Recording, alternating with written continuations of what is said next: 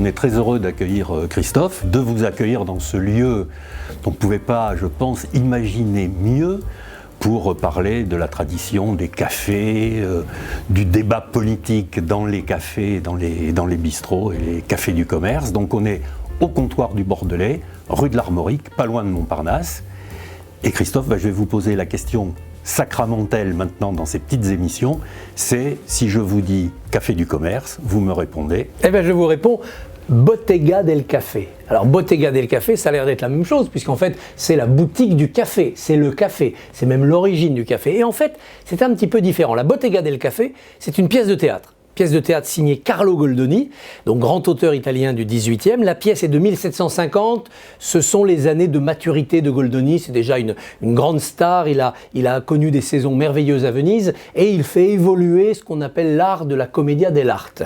Il essaye de la mettre au goût du jour. Ça lui vaut d'ailleurs quelques ennuis puisqu'il y a des classiques, des traditionnels menés par Carlo Gozzi qui lui mènent la guerre. Il finira par partir en quittant Venise vers le pays de la modernité, c'est-à-dire la France, où là il fera une deuxième carrière en français avant de connaître les malheurs de la Révolution, on y reviendra. Alors la Bottega del Café, 1750, qu'est-ce que ça nous raconte? Comme souvent avec Goldoni, on est à Venise, on est sur une place, un Campiello, une petite place à Venise. D'un côté de la place, et on imagine bien ce que ça donnait sur un décor de théâtre, il y a un tripot où l'on joue ce qu'on appelle un casino à Venise à l'époque, c'est-à-dire mi-tripot, mi-bordel quand même. Et de l'autre côté de la place, il y a un nouvel établissement qui s'installe parce que le breuvage est assez nouveau, une boutique de café où l'on peut venir déguster ce nouveau breuvage qui est le café. Et sur cette place va se jouer ce qu'on est en train d'essayer de déterminer, c'est-à-dire l'avenir du café du commerce, l'avenir de la discussion sociale, du réseau social. Deux jeunes gens, fraîchement mariés, vont au casino. L'un triche avec des cartes truquées et bien sûr il s'enrichit. L'autre est honnête et bien sûr il se ruine. Et tous les jours, tous les soirs, toutes les nuits, c'est la débauche de ces deux jeunes gens. Sous les yeux du patron du café, qui lui est un honnête homme, qui ne croit qu'à la droiture et qui décide de les remettre dans le droit chemin. Alors il va les voir, il les convainc tout doucement de changer leurs mœurs.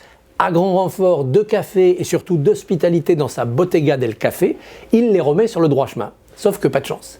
Se mêle de l'affaire un troisième personnage venu du sud, c'est un Napolitain, qui s'appelle Don Marzio et qui va créer en fait dans le théâtre de Goldoni le personnage du médisant. C'est quelqu'un qui raconte tout ce qu'il entend, puis aussi des choses qu'il n'entend pas, puis des choses qu'il entend mais qu'il déforme un peu. Voilà qu'il fait le buzz, comme on dit. Voilà qu'il va gazouiller tout au long de la journée, ce Don Marzio, faire du tweet, puisque tweet ça veut dire gazouiller. Et bien entendu, on a là, en 1750, la matrice de ce qui est négatif dans les réseaux sociaux, c'est-à-dire colporter de la rumeur, colporter des bruits, et finalement faire parler les gens soit de choses qui n'existent pas, soit de choses qui sont déformées, dans le but évidemment de nuire. C'est toute la malveillance des réseaux sociaux. La Bottega del Café en 1750, c'est la lutte entre la sociabilité bénéfique. On se retrouve au café et grâce à nos discussions, on va bien se comporter. Et la sociabilité maléfique, c'est le réseau social, c'est la médisance, c'est Don Marzio. Alors ça ne s'arrête pas là. D'abord Goldoni continue son aventure, il va en France, il participe au siècle des Lumières, à la poussée des idées philosophiques. La Révolution a lieu, lui-même il était assez lié à la famille royale, il était gouverneur de certaines princesses et donc il a quelques ennuis, on lui coupe sa pension. Mais il adhère aux idées nouvelles, il veut qu'on rentre dans cette révolution, même si la révolution fait des injustices et commet des excès. Là encore, les excès de la modernité. Et à un moment donné, les révolutionnaires débattent et on décide en assemblée de lui rétablir sa pension parce qu'on a appris qu'il vivait dans la misère, lui, ce grand génie. Donc il y a une délégation officielle de la Convention qui se rend chez Goldoni un matin pour frapper à sa porte et lui annoncer que sa pension est rétablie, qu'il va sortir de la misère. La porte s'ouvre, c'est Madame Goldoni en pleurs, son mari est mort dans la nuit. La Convention arrive trop tard. Ce qui est intéressant, c'est que quelques années avant, dans ce processus révolutionnaire, on a vu le même personnage de Don Marzio, le médisant, donc le mauvais réseau social, dans la personne de Don Basile.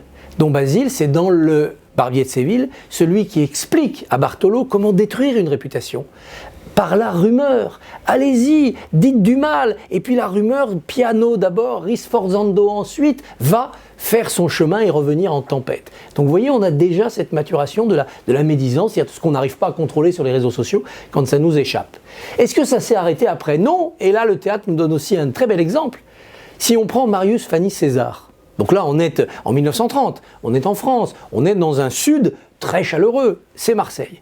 Mais qu'est-ce qui se passe? Eh bien, il y a d'un côté ce lieu de sociabilité positive, le café, le bar de la Marine, où on va régler les problèmes entre hommes, les problèmes de famille, les problèmes de voisinage, et même les problèmes avec les Lyonnais, avec Monsieur Brun, avec les hommes du Nord. Et puis, il y a la ville. Et la rumeur de la ville, elle est négative. Et ne parlons pas du grand large, de ces horizons lointains que Marius est allé explorer. Et là encore, le café du commerce, parce que le commerce c'est vendre, mais c'est aussi le dialogue, c'est l'échange, le café du commerce essaye de se dresser contre la médisance, contre la rumeur.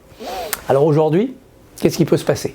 Alors on voit qu'il y a les excès des réseaux sociaux, il y a tout le bénéfique, mais il y a les excès. Il y a des réseaux sociaux non régulés qui peuvent détruire des réputations, faire du harcèlement et entraîner des catastrophes. Qu'est-ce que l'on peut dresser contre ce mauvais côté des réseaux sociaux?